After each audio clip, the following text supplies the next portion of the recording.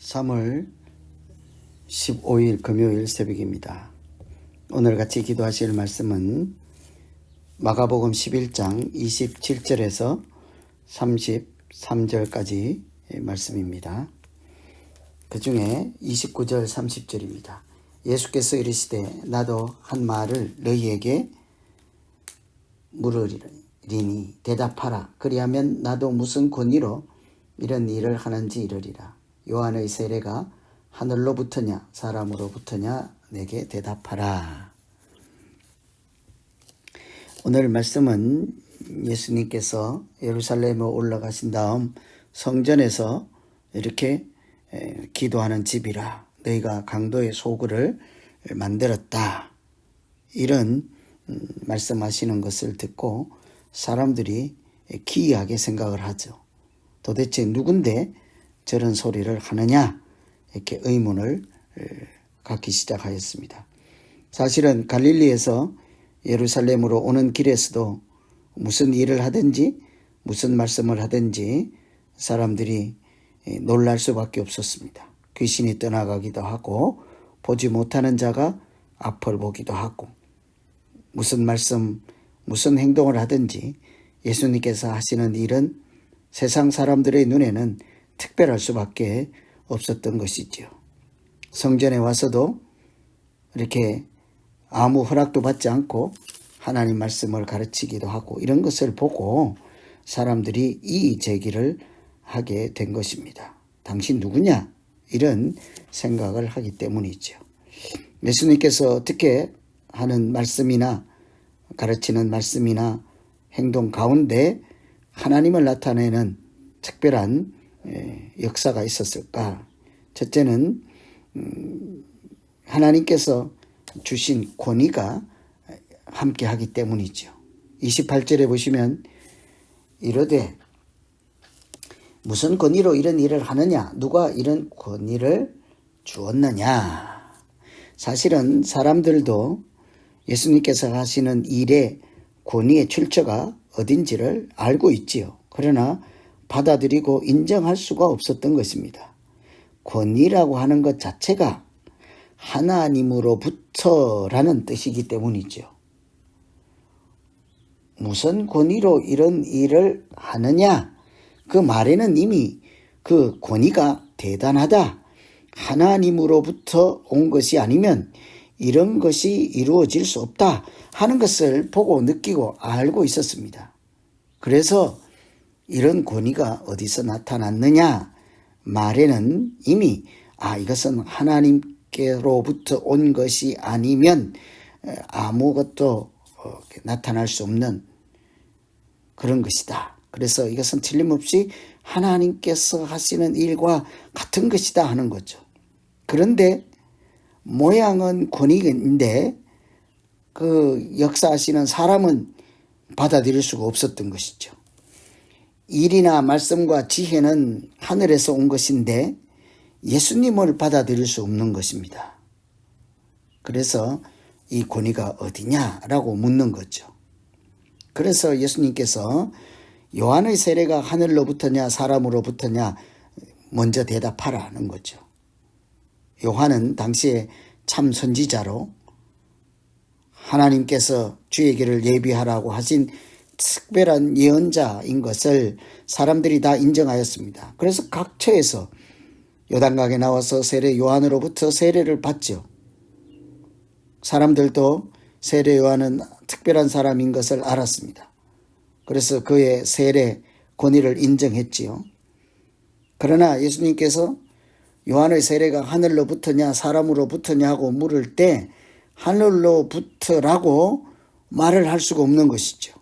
그럼 왜 받아들이지 않느냐?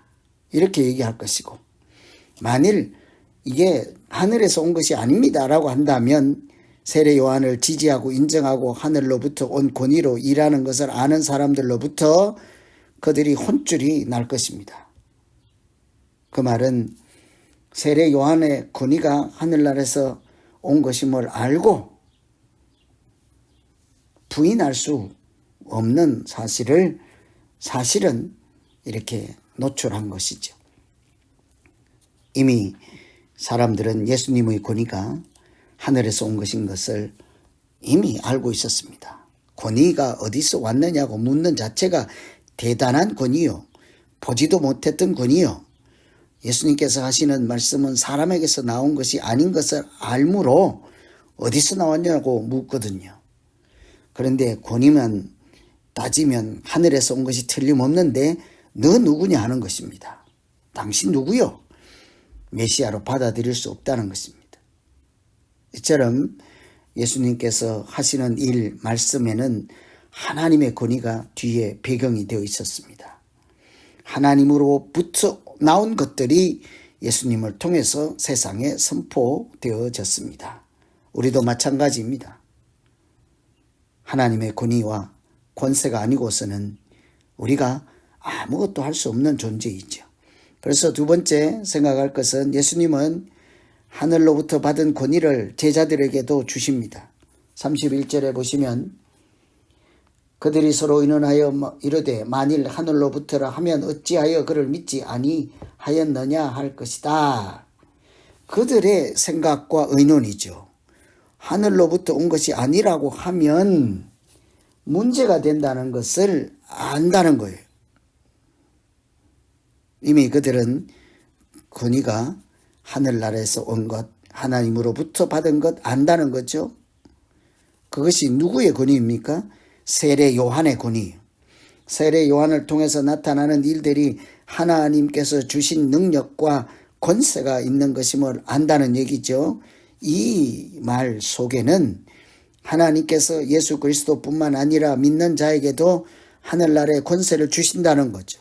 영접하는 자, 그 이름을 믿는 자에게 하나님의 자녀된 권세를 주셨다고 했습니다. 사도행전에 오직 성령이 임하시면 너희가 권능을 받는다고 하였습니다.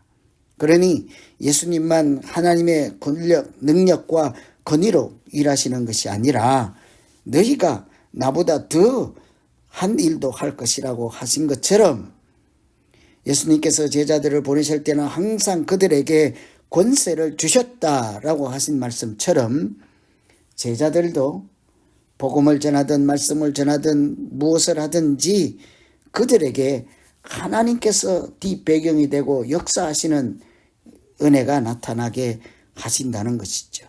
그러므로 제자라는 사람, 예수 믿는다고 하는 사람들은 하나님이 주시는 권세로 이 땅에서 하나님을 나타내는 사람들이라 할 수 있는 것입니다. 진정한 제자는, 진정한 믿는 자는 그들의 능력과 자랑이 아닌 하나님의 이름을 자랑하고 하나님의 능력을 보여줌으로 세상 사람들로 하여금 하나님을 만나게 하는 사람이라 할 수 있겠죠.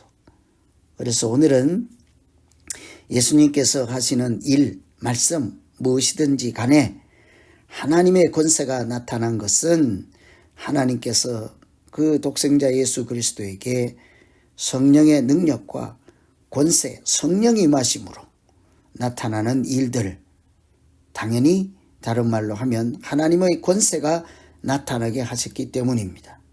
예수님은 그 권세를 제자들에게도 주시고 둘씩 세상에 보내서 예수 이름의 권세로 이 땅에서 사역하게 하신 줄로 믿습니다. 그래서 오늘 예수 그리스도는 누구신가? 하나님의 권위로 이 땅에서 하나님 나라인 천국을 보여주시는 분이요. 우리를 십자가의 도로, 십자가의 보혈로 구원하신 분뿐만 아니라 우리에게도 하늘의 권세를 주셔서 예수님의 뒤를 이어 하나님 나라의 일꾼으로 살게 하신 분이십니다.